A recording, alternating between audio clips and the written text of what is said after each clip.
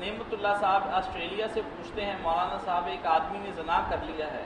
اللہ کا، اس کے بعد وہ توبہ بھی کرنا چاہتا ہے، لیکن یہ بھی ذہن میں بات آتی ہے کہ کیا اس کی سزا قیامت کے دن ملے گی اگر وہ توبہ بھی کر لے تو؟ جو لوگ تو سچی توبہ کر کے یہاں سے جائیں گے، توبہ کے تین ہی ہیں عناصر، تین باتیں ہمیں دیکھیں، پچھلے پر شرمندہ ہو، آئندہ نہ کرنے کا ارادہ کرے، اور دوسری طرف کچھ ایسی نیکیاں پھر کرے جن سے وہ گناہ جو نا اس کا پردہ پڑ لے، زیادہ زور لگا کر خیرات کرے، اسی لیے کفارہ بھی کرتی ہے۔ تو جو ایسا کرتا رہتا ہے نا بیچارہ، پچھتاتا ہے، معافی مانگتا ہے، اللہ تعالیٰ پہ اتنا کھٹ گئی نہیں تو اس کو کیا مسئلہ اطلاع دے، یہاں بھی پردہ رکھا وہاں بھی پردہ ہی رکھے گا۔ کیسا اللہ تعالیٰ کا یہ فضل اور کرم ہے کہ علیحدگی میں بلائے گا،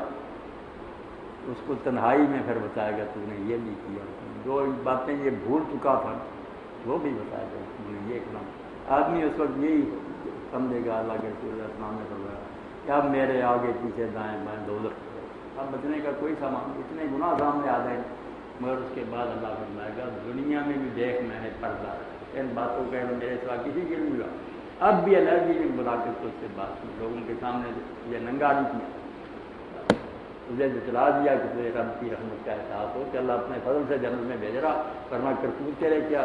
جا۔ تو جب ایسا ہوگا تو نبی علیہ السلام فرماتے پھر کچھ چھوٹے چھوٹے گناہ رہ جائیں گے جو اللہ نہیں بیان کرے گا، پھر خوش ہو کے نا کہ گناہ معاف کر کے اللہ نے ان کی بجائے بدل کر نیکیاں لکھ دی، کہہ کہ اللہ پاک کچھ اور بھی کچھ رہ گیا، اللہ پاک بڑا تھا میرے علم میں، اور تب گناہوں کی بجائے یبدل اللہ سیئات حسنات، ان کے گناہوں کے بدلے میں اللہ نیکیاں لکھ، اس کے فضل و کرم کے بیٹا کو انداز، بندہ ہی نکما ہے، آتا نہیں اس کی بارگاہ کی، کبائر سے مجتنب رہنا چاہیے جتنا بھی ہو سکے، ہاں بس معافی مانگ، معافی کے بھروسے پر گناہ کرتے رہنا نہ وہ معافی، وہ توبہ کوئی ہو جائے تو کوئی بات نہیں، کیا بچہ بچہ پسند جاتا ہے، مگر پہلے ارادہ کہ پھر کر رہنا یہ تو کچھ توبہ نہیں چھٹا ہی ہوا۔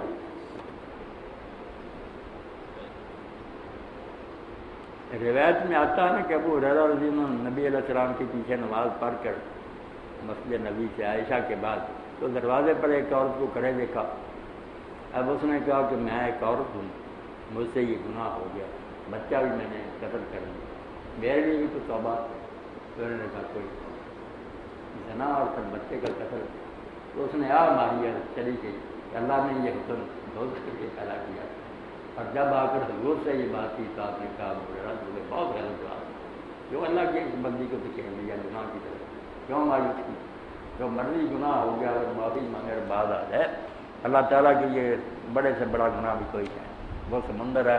وہ تھانی صاحب رحمۃ اللہ علیہ بات کہ سارے جہاں کے گندے کپڑے سمندر میں پھینک لیے جائے، کپڑے پاک ہو جائیں گے، سمندر کا کچھ نہیں، اللہ کی رحمت سمندروں سے ہی بڑی،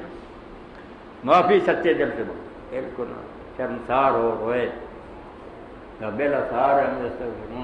اب تو قدرتی طور پر سحری کے وقت جاگتے ہیں، فرمایا جب سحر کا وقت ہوتا اس وقت لوگ جو معافیاں مانگتے ہیں میں اس وقت قریب سے سنتا ہوں کہ لوگ سو رہے ہیں اور یہ بیچارہ اٹھ کر تنہائی میں رات کے اندھیرے میں معافیاں مانگ رہا کہ اللہ بہت قصور ہو گیا، کیا کروں گا،